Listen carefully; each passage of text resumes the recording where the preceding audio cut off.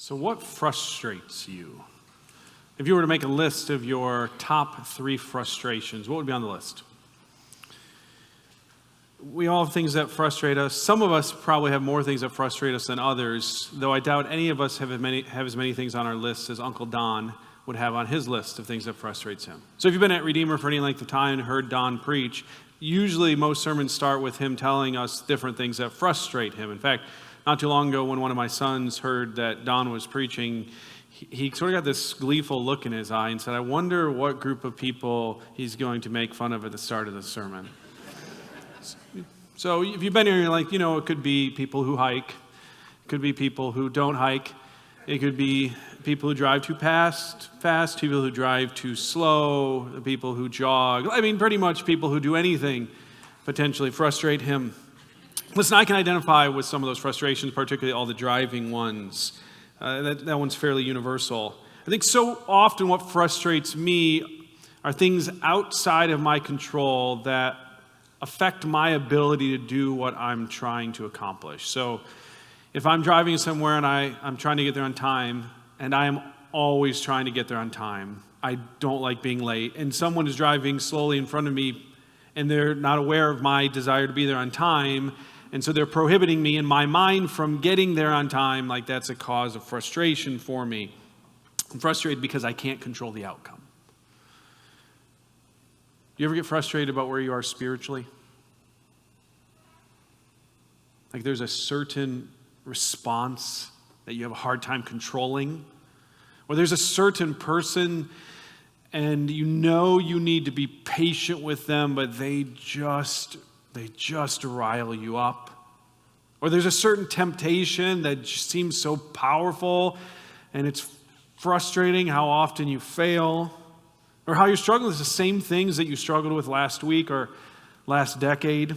In our community group this week, one member shared their frustration over struggling with the same sin for the past 40 years.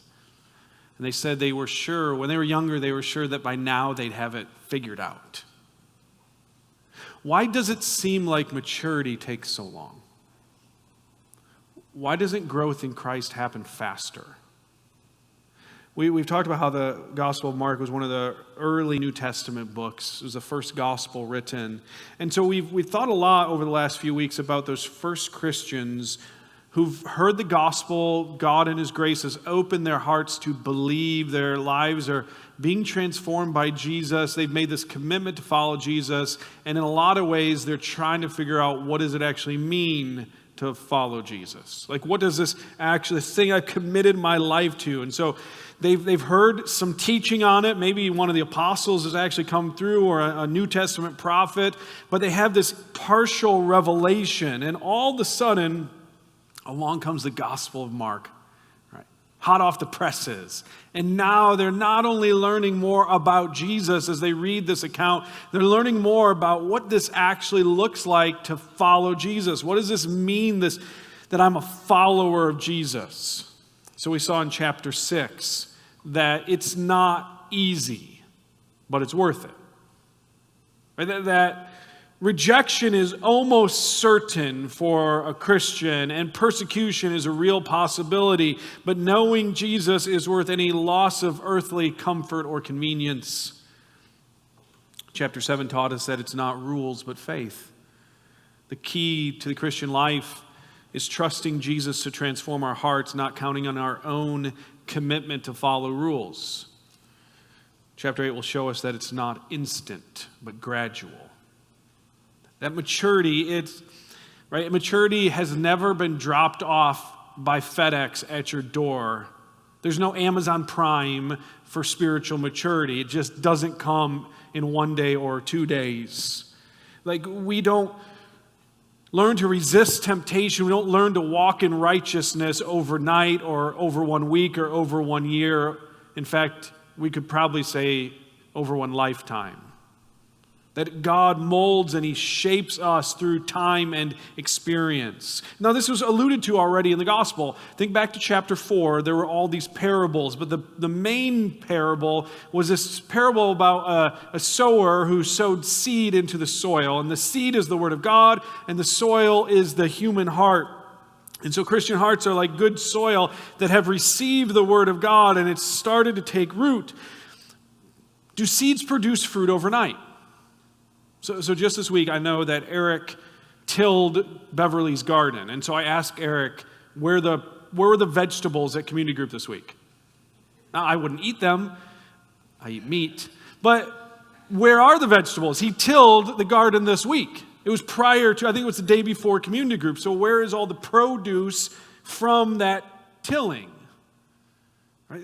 We know that Eric didn't do anything wrong, that you don't get fruit immediately. It takes time. It takes patience until fruit comes. And so for every Christian who's struggling with the slowness of their spiritual growth, who's frustrated with failure and longing for greater maturity, this chapter, I think, provides us with incredible hope and encouragement. And for non-Christians, if you're not a Christian, I think maybe this chapter can help you better understand Christians, particularly why it is that as Christians, what we say we believe and how we act don't always match up. Now, before we focus on this issue of spiritual maturity, I just want to give a very quick overview. There's 7 different scenes in our passage this morning. And just so we know what's taking place and how to orient ourselves, let me just quickly run through what happens, then we'll jump in. So at the end of chapter 7, verses 31 through 37, Jesus heals a man who is deaf and mute. Following that, chapter 8, verses 1 through 10, Jesus does this miracle of feeding 4,000 people by multiplying fish and loaves. After that miracle, 11 through 13, some of the religious leaders, the Pharisees, come to Jesus demanding that he show proof that he's the Messiah. He refuses to do that, and verses 14 through 21 gets in a boat and has a conversation with his disciples about their lack of spiritual perception. They get out of the boat in verses 22 through 26, and Jesus heals a blind man. Verses 27 through 30, the disciples confess that Jesus is Lord, and then they show that they don't really understand what that means. And then finally, verses 34 through the first verse of chapter 9, Jesus explains more what it means to be his disciple. And together, these 7 different scenes, they give us a realistic picture of the Christian life. A realistic picture of the Christian life. And through the example of the disciples here, we're going to see this truth, that this is where we find hope, that spiritual maturity takes time. Like it's this slow, incremental process like a seed growing into a tree. So let's start with the reality of immaturity. The reality of immaturity. The center of this passage is a conversation Jesus has with his disciples about their lack of spiritual perception. And this conversation follows a confrontation between the religious leaders in Jerusalem, the Pharisees, who have come and they've met Jesus. And here's what they've done. They've demanded that Jesus give them proof that he's the messianic king long prophesied. And they keep doing this. They want him to demonstrate, verse 11 says, his power through more miraculous signs. They continue to say to Jesus, if you're the Messiah, prove it. Now this request is not born out of spiritual curiosity. It actually comes from very hardened hearts because Jesus has proved it. Right? Jesus has healed the sick. He's healed the lame. He's cast out demons. And every time he's done this, what have the religious leaders said? They said, well, the reason you're doing all these powerful things is because you're working for Satan. So when even Jesus would do a good thing, they'd be like, well, that's a trick. He's trying to deceive you. So Jesus has proved it, and they have resisted it. And so he says, no, I'm not going to do this. And so he and his disciples get in a boat, verses 12 through 13. They get in the boat, and the disciples have a crisis. And I get this crisis. Every parent who's ever gotten in a car with their kids understands this. They're in a vehicle and there's not enough food for hungry people. Like, right? That's a crisis. There's one loaf of bread amongst 12 people. I don't care how big that loaf is, that is insufficient to feed all of these men. Well, Jesus uses this opportunity to give an object lesson about the danger of unbelief. He refers to the leaven of the Pharisees in verse 15. Now, leaven is yeast. It's what causes bread to rise. But in religious thought, it's often used as a symbol for sin. And this is why, in just a little bit, when we celebrate the Lord's Supper, you'll get some unleavened bread, because that's a picture of Jesus who was sinless. And so the sin of the Pharisees he's warning them about, the sin which spreads like yeast through a loaf, is unbelief. We see that they don't believe in Jesus as the Messiah, and therefore this unbelief sort of affects everything they do, which the disciples would have just witnessed. Okay, but the disciples, they don't really care or get the object lesson because they're actually just concerned about the lack of bread. And so Jesus asked them some pointed questions. Look at verse 16.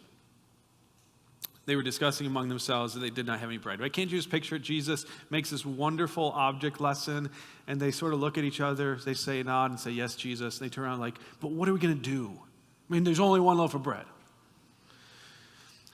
Verse 17, aware of this, he said to them, why are you discussing the fact that you have no bread? Don't you understand or comprehend? Do you have hardened hearts? Do you have eyes and not see? Do you have ears and not hear? And do you not remember? So in spite of all that they've seen, in spite of all that they've heard, they don't get it. They struggle to comprehend what Jesus is doing, and they struggle, therefore, to believe. And we see that their concern over this loaf of bread it reveals a greater issue, this issue of spiritual maturity. And so I want you to see how their immaturity is revealed in three ways. And I think if we're honest, maybe we can see it in our own hearts as well. So the first way is that they have an immature understanding of Jesus' compassion. So what led to this was this feeding of the 4,000 at the beginning of chapter 8. Now, you've been with us or you've been reading through the Gospel of Mark, you get to chapter 8 and you read it and you're like, wait a sec, we've already seen this, right? Like this is very similar to something that happened in chapter 6. And both the stories are almost eerily similar. There's a crowd of people. They're hungry. There's nowhere for them to eat. Jesus has compassion on them. He says to his disciples, hey, we got to feed them. The disciples are like, we have no ability to feed them. Jesus gets from the disciples just a small amount of food. Both times it's bread and fishes. He has the people sit down. He prays and he starts breaking the bread and fish into pieces and handing them out. And soon everyone has eaten their fill and there are leftovers. So very similar events.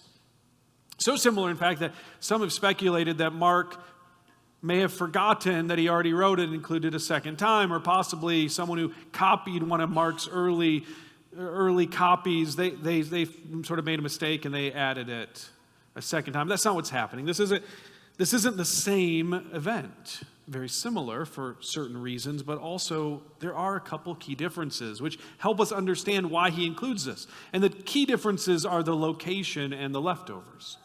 So in the first feeding, the feeding of the 5,000 in chapter 6, it takes place, the location is Israel, which means that most of the crowd, if not all of them, would have been Jewish people. And Jesus feeds them, and there are 12 baskets of leftovers, 12 baskets for 12 tribes, for 12 apostles, this sort of symbolic picture that Jesus is creating this brand new people under his leadership. But in this miracle, here in chapter 8, in the feeding of the 4,000, you have this takes place outside of Israel. It takes place in a Gentile area, which means the crowd would have been predominantly, if not almost exclusively, Gentile. And there are 7 baskets of leftovers, a picture of completion or fullness. So the picture is Jesus creates a new humanity, and then he adds to that humanity the Gentiles until it's full, until it's complete. And so Jesus is performing this miracle to again teach that his compassion extends beyond Jewish people to people from every tribe, tongue, and nation. If you remember the previous account that we looked at last week, a Gentile woman came to Jesus, and Jesus repeated to her the type of statement that would have been common in Jewish religious thought, that God was really only interested in the Jews, not the Gentiles. And Jesus, as we looked at last week, was repeating this not because he was teaching this, but as a way of making a statement about this is what is often said. And he shows that that is not the truth, because the very next thing he does is then heals this Gentile woman, right? And includes her as one of those children who receives from him the bread of life. See, Jesus invites Jew and Gentile alike to his feast. As he creates a new people of God from all nations, he demonstrates his care and compassion for them. The miracle here is a foretaste of the heavenly banquet where Jesus invites all to come and feast at his table. Okay, but the disciples, they struggle to get it.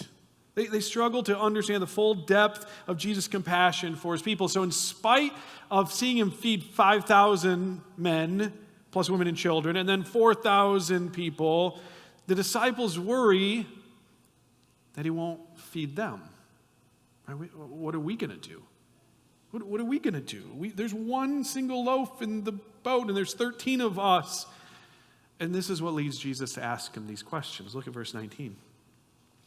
When I broke the 5 loaves for the 5,000, how many baskets full of leftovers did you have? 12. When I broke the 7 loaves for the 4,000, how many baskets of leftovers did you have? 7, they said. And he said to them, don't you understand yet? No, they don't. They don't get the compassion of Jesus. Neither do I. I mean, how many times have I seen Jesus care for people? How many times have I experienced the love and care of Jesus myself? How many times have I seen him work in me? How many have seen him work in other people? And yet, how often do I wonder, like, is he paying attention? Doesn't he see what I'm going through? So in the midst of struggle, in the midst of difficulty, how often do I go, like, does he care? In spite of all I've seen? Like, how many times do I come in on a Sunday and we together with our family, we feast on the Word of God, and we come to the table, which is a picture where we eat and we drink this as a way of saying, like, Jesus died in my place so I can be accepted before the Father, and I'm invited into his family where we will feast forever. Like, Jesus died in my place, and then I leave, and on Monday through Saturday I go, is he paying attention? Does he care? Does he not notice what I'm going through? I mean, how am I not just like a disciple sitting in a boat after the feeding of the 5,000 saying, like, well, but what about now? We only have a loaf of bread.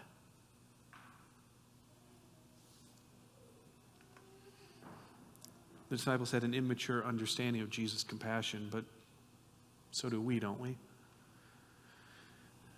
I read a statement a couple years ago in the book Gentle and Lowly that struck me then and has just stuck with me ever since, and it's this, that the Christian life is a lifelong shedding of tepid thoughts of God's goodness.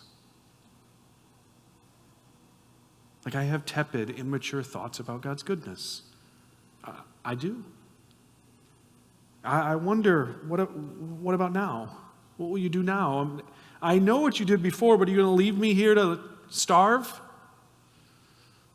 Like, it's frustrating how quick I am, just like those first disciples, to wonder, does he care enough to provide for me?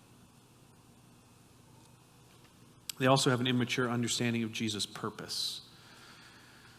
So after departing from the boat, Jesus heals a man born blind. Then he and his disciples are walking down the road. Verse 27, and he asks the disciples, like, who do people think that I am? And the answers in verse 28 are, they think you're either John the Baptist brought back to life, or maybe Elijah brought back to life, or maybe just one of those other Old Testament prophets brought back to life. Interesting that all of them have resurrection involved. Maybe John again or Mark is again causing us to look ahead. So Jesus then asked, look at verse 29, who do you say that I am? And Peter answered him, you are the Messiah. So here's where it looks like the disciples, they finally got it. They have successfully identified Jesus as the messianic king who has come to set God's people free. But then it quickly becomes apparent they have no idea what the Messiah actually came to do. That their understanding of the Messiah, which is what would have been driven by the popular teaching of the time, is that the Messiah was this political king who's going to expel the Romans, and he's going to set up a Jewish kingdom that will rival, maybe even surpass, the glory days under King David. See, their picture of the Messiah only includes certain promises from the Old Testament. I've reached the point in my life where I'm old enough now to watch Wheel of Fortune and Jeopardy once in a while. I think you just reach a stage in life where that becomes, nightly viewing. It's not nightly yet. I'm not there, but it happens more often than I'd like to admit. And so sometimes you're watching Wheel of Fortune. You young people, you'll understand someday. Sometimes you're watching Wheel of Fortune, and you got all the blanks up there, and they put a couple letters up. Vanna pushes a couple letters, and you start guessing. And sometimes maybe your guess is good, but most of the time you get a couple T's and S's, and you start guessing, and you're way off. And it isn't until more of the letters are filled in, and sometimes almost all of the letters, before you're like, okay, now I get it. And what happened is, as the religious leaders taught from the Old Testament, it was like they only pulled out a few of the letters and then just guessed at the rest. Sort of ignored the rest. So they pulled out all these passages that were passages of victory, which are in there, certainly, and passages of prosperity and passages of great joy and all of these things, and they ignored sort of all the other parts that talked about before glory is suffering. And so Jesus, in verse 31, it says that he began to teach his disciples how the Messiah must suffer, die, and rise again. Now, this doesn't square with the sort of the typical understanding, and it certainly doesn't square with Peter's understanding of what the Messiah is supposed to do. And so Peter walks over and he pulls Jesus to the side and he rebukes him. Like, no, Jesus, this is not what the Messiah is going to do. And look what happens next, verse 33. Turning around and looking at his disciples, he rebuked Peter and said, "Get behind me, Satan. You are not thinking about God's concerns, but human concerns." Peter wants the Messiah to rule without first suffering. Do you realize this is the very same thing that Satan offered Jesus in the final temptation? He said to Jesus, "All that the Father has promised you can be yours if you'll simply worship me." In other words, Jesus, you don't have to go through the cross to receive the kingdom. I'll just give it to you. But that was not the Father's will. And so in Peter's rebuke, Jesus hears the familiar hissing of the serpent. Everybody knows the road to glory travels through the cross. And only by traveling that way can Jesus conquer sin and death. Only by going to the cross, suffering in the place of sinners, rising from the dead, is he able to liberate his people and restore his world. So I want you to do something now. I want you to picture a young Christian who has got the Gospel of Mark for the first time. I mean, it's there. It's the first time in his hands. And he's living in Rome, and he's thinking about how he once heard Peter preach. And when he heard Peter preach, Peter was this sort of wizened old sage who just sort of dripped sort of godliness and holiness and compassion. And this was before Peter was martyred, and he thinks back to that time, and he thinks about how when he saw and heard Peter, it was both encouraging and maybe slightly discouraging. It was encouraging because there was just something absolutely compelling about Peter. Just him, the aroma of Jesus was on him, like this deep love for Jesus, his commitment that will ultimately lead him to death on the cross. But it's slightly discouraging because that young Christian is saying, like, I mean, look at me. Peter's got such a great and intense love for Jesus, and I know my own commitment is weak and wimpy. Then he opens Mark's gospel, and he reads this account, and he realizes for the first time that wizened, mature, aged Peter was not always so wise or mature. And that even in Peter's life, right, that it took numerous years and innumerable struggles for Peter to mature. Like, struggling with God's purpose is natural because it's hard for us to trust that God has it all in control when it seems like it's spiraling out of control. It's hard for us to understand that God's way is best when it seems like another way would work better. So we see these first disciples. They not only struggle with Jesus' compassion, but also his purpose. Third, they have an immature understanding of Jesus' values. So Jesus moves directly from the challenges he will face to the challenges the disciples will face as they attempt to follow him. And so in these very familiar verses, he sets up this contrast between the natural way of viewing life and God's way. We all begin with this natural way of viewing life and the way it should work. And only as we follow Jesus does our understanding of the world start to change and our view of what is valuable begins to change. Look at this starting verse 34. Calling the crowd along with his disciples, he said to them, "If anyone wants to follow after me, let him deny himself, take up his cross, and follow me. For whoever wants to save his life will lose it. Whoever loses his life because of me and the gospel will save it. For what does it benefit someone to gain the whole world and yet lose his life? What can anyone give in exchange for his life? For whoever is ashamed of me and my words in this adulterous and sinful generation, the Son of Man will also be ashamed of him when he comes in the glory of his Father with the holy angels." Then he said to them, "Truly I tell you, there are some standing here who will not taste death until they see the kingdom of God come in power." So Jesus is laying out two contrasting set of values. He says, if you value him, then you will deny yourself, take up your cross, and lose your life. But in doing so, you'll actually gain your life. He says, but the other way is that you don't value him and you try to save your life and you end up trying to gain the whole world, but at the end of the day, you lose your life. And so what he's saying is that the way to follow me is countercultural. Like what seems to be the way of death to your will, death to your plans, death to your reputation, even death is actually the way of life. And the way that seems to be of life, right? That maintaining your reputation, saving your own life, gaining everything you think you want, that's actually the way of death. Okay, let's think about this natural way of seeing the world, the way that Jesus calls trying to save your life, but actually costs it. How are people trying to save their lives? Okay, now, I think maybe we can get a little closer to the answer if we ask this question.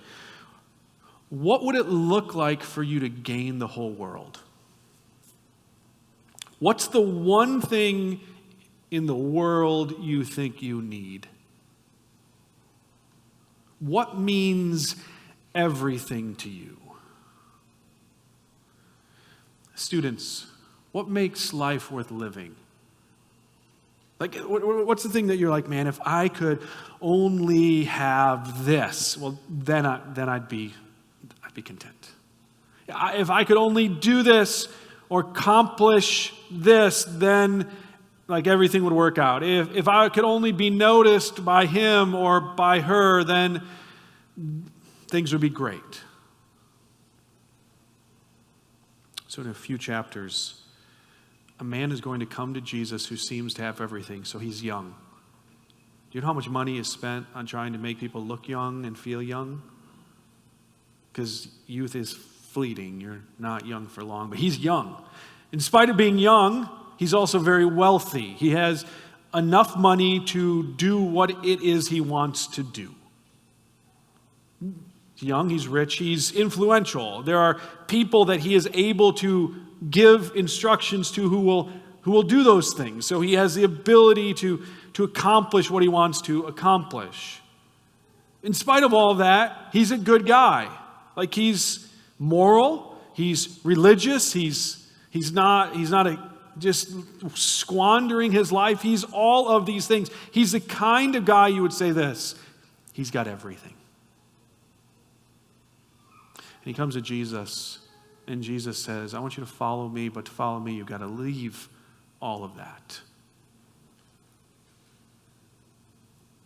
And it says a man walked away from Jesus grieving because he had many possessions. He literally had gained the whole world, but he's losing his life. Now I want you to contrast him with a man named Paul, who, when he was young, was also influential. He had people who obeyed him. He was highly intelligent and successful. He was incredibly moral. And yet, when it came time, he gave all of that up in order to follow Jesus. He says, not only did I give it up, but he said this, I count it as dung. I count it as refuse, as trash, as worthless in order to know Christ.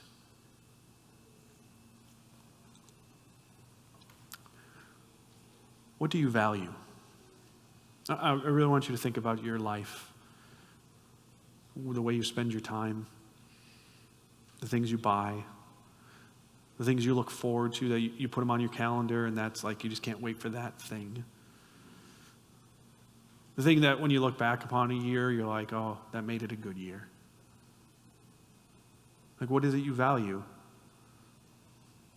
Is it stuff? Or there's a commercial right now that says, none of us will die thinking about the stuff we bought. We'll die thinking about the places we've traveled. Is that it? The places you've traveled? Like, what is it you value? Is it stability? Maybe it's not those experiences, but it's just stability, a sense of security. Let me ask you, is Jesus worth sacrificing your will, your plans, your right, at least in your own mind, to guarantee your future? So Jesus here, he's laying out two distinct set of values, and here's where they hinge: following him. They hinge on following him. Like, in order to follow Jesus, then you have to be willing to give up all sort of the worldly, earthly metrics of success. You no longer, as a Christian, get to determine your value, your worth, or your success in the same way that people around you value it. Do you think this happens instantly? I mean, this type of value change, do you think it happens instantly? Like the fingers are snapped, there's a cloud of smoke, and all of a sudden you walk out going like, I value everything differently. This takes time and growth. I guarantee you, Peter's rebuking Jesus because his perception of what is successful does not include Jesus hanging on a cross. It includes Jesus wearing a crown. Learning to lose your life for Jesus, to deny your will in favor of his, is a lifelong process. The more our hearts are watered by his word, the deeper the values of Jesus sink into the soil of our hearts. Now, I just want to give one quick clarification. Because last week we looked at how Jesus stressed that the Christian life is not, following him is not about keeping a set of rules, that following him is about faith in his ability, confidence, his ability to transform lives. So it's possible that you heard that and you said, great, I can do whatever I want. It's fantastic. I don't have to keep these rules. But see, Jesus says, yes, the Christian life is not about external conformity to a set of religious rituals and practices. It's not about that. It's about denying yourself, though, and taking up the cross and following him. It's not just about doing whatever you want. Those are two ways to not follow Jesus. One is to do whatever it is you want and feel like, to try to gain the world, to save your life. Another way is trying to keep all the rules.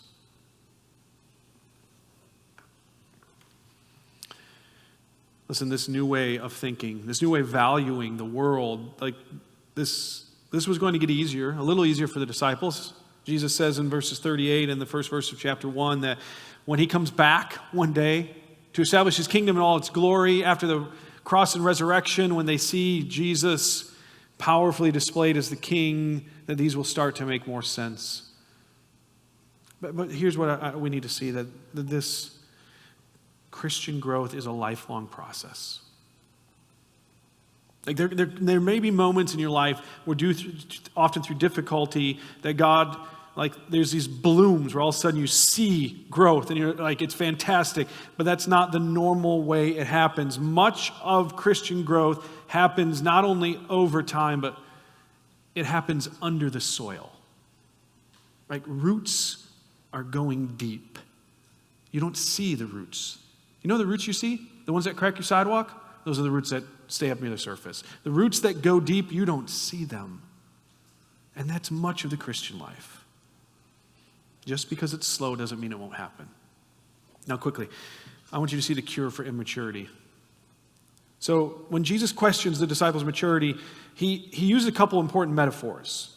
In verse 18 he says, do you have eyes and not see? Do you have ears and not hear? So he says, in your spiritual immaturity, are you blind and deaf? Yes, you are. So, what hope is there for someone who is deaf? Look at chapter 7, verse 31. Again, leaving the region of Tyre, he went by way of Sidon to the Sea of Galilee through the region of the Decapolis. They brought to him a deaf man who had difficulty speaking and begged Jesus to lay his hand on him. So he took him away from the crowd in private. After putting his fingers in the man's ears and spitting, he touched his tongue. Looking up to heaven, he sighed deeply and said to him, Ephphatha, that is, be opened. Immediately his ears were opened, his tongue was loosened, and he began to speak clearly. What hope is there for someone who's blind? Look at verse 22 of chapter 8. He came to Bethsaida. They brought a blind man to him and begged him to touch him. He took the blind man by the hand and brought him out of the village, spitting on his eyes and laying his hands on him. He asked him, do you see anything? He looked up and said, I see people. They look like trees walking. Again, Jesus placed his hands on the man's eyes. The man looked intently and his sight was restored and he saw everything clearly. And so with great tenderness, Jesus reaches out and he touches these unclean men and heals them.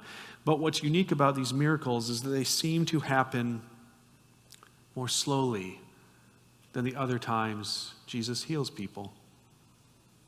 Did you notice that? He takes his time. He gently touches them. Why? Because Jesus always heals, but he doesn't always heal quickly. He will open the eyes of the disciples. He will give them ears to hear, but he will not do it in one moment. He will do it over time, and they will have to patiently trust him. So when Jesus opens this blind man's eyes, the blind man says he sees, but not clearly, just dimly.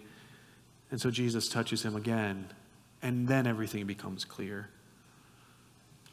So when Jesus here asks his disciples about their sight, about their hearing, it's clear they don't yet see clearly. But I want you to see one final question Jesus asked them. And it is a question it's sort of a slight rebuke, but it's really a wonderful picture of grace. Look at verse 21. He asked them, don't you understand yet? Don't you understand yet? Not yet. But the inclusion of the yet is a promise that they will. Don't you understand yet? Not yet. But one day, soon, the eyes and the ears will be completely clear. So brothers and sisters, it is the touch of Jesus which gives us eyes to see and ears to hear. We cannot manufacture maturity on our own. The only thing, listen, this is where it comes down to. Here's what you can do. You're frustrated with your immaturity? Good. Here's what you can do. Get closer to Jesus. Like the deaf man, like the blind man, come close enough for Jesus to touch you. Like the disciples, follow Jesus. Like that's the command. He says, come with me. Be with me. When we first started the study of Mark, I said one of the goals was for us to see Jesus with fresh eyes. And seeing Jesus with fresh eyes is both a path to maturity and it's a sign of maturity. Because the closer we get to him, the more we pursue him by listening to him and speaking to him in prayer and seeing him as we gather with his people and his love is displayed through their acts of service and kindness and welcome to us. The more we see Jesus in all these ways, the more our eyes are opened and our ears can hear. If you are frustrated with your sin and struggles and lack of spiritual growth, you need to understand that maturity is a product of time with Jesus. Like, that's what it's teaching us. You want to be mature? You want to see? You want to understand? You want to hear? Be with Jesus. That's it. No other solution. No second way. Like, you can't put spiritual maturity in a microwave, press a few buttons, and it comes out fully cooked.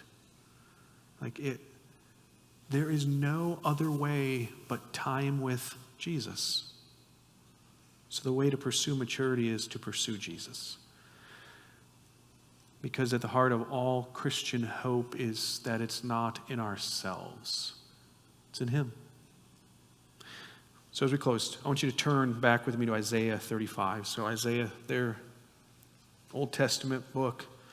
So the chapters leading up to Isaiah 35 are chapters of judgment because of sin, both on the Jewish people and the Gentile nations. And this judgment is portrayed in those chapters as sort of a time of drought, as fruitful lands being turned into deserts, dry and parched.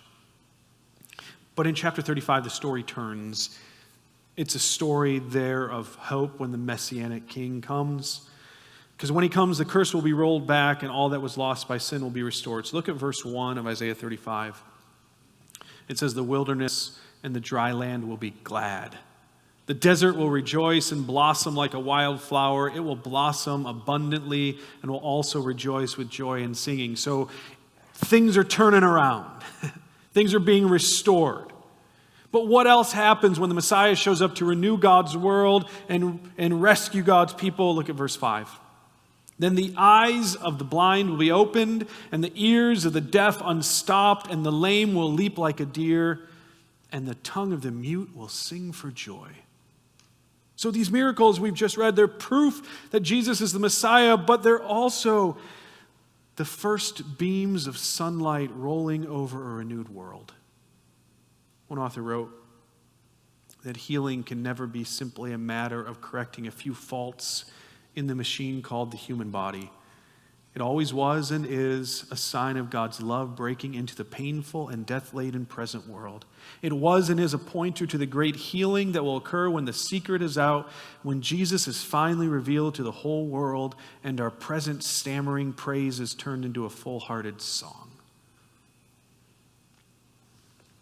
For Christians discouraged by sin and disheartened by spiritual failure, your hope is not in your ability to fix yourself, but in Jesus' victory over the sin which so easily ensnares you. For He who began a good work in you will be faithful to complete it in the day of Jesus Christ. Your tears of shame and your cries of frustration will one day turn to shouts of joy. I want you to listen to how Isaiah 35 ends, because what begins with Jesus' healing hands ends like this. Verse 8, "A road will be there and a way. It will be called the holy way. The unclean will not travel on it, but it will be for the one who walks the path. Fools will not wander on it. There will be no lion there, and no vicious beast will go up on it. They will not be found there, but the redeemed will walk on it. And the ransomed of the Lord will return and come to Zion with singing, crowned with unending joy. Joy and gladness will overtake them, and sorrow and sighing will flee." It may not feel like it today, but the way of Jesus will lead to a feast in Zion. I love this. He says, at some point on your journey, there'll be two companions that they feel like they've been walking with you the whole time. They're uninvited, but they're there. One's sorrow, and one is sighing. And every step on the way, they have walked with you. And it says at one point, because of Jesus, they're going to turn off. They're going to get off on an exit. And you'll never see them again. And you'll hear footsteps behind you. And you know the footsteps will be? Joy and gladness. And they will walk up and they will join you on either side and they will walk with you forever. Christian growth is not instant, but it is inevitable. Everyone who follows Jesus in faith will feast with Him in the future.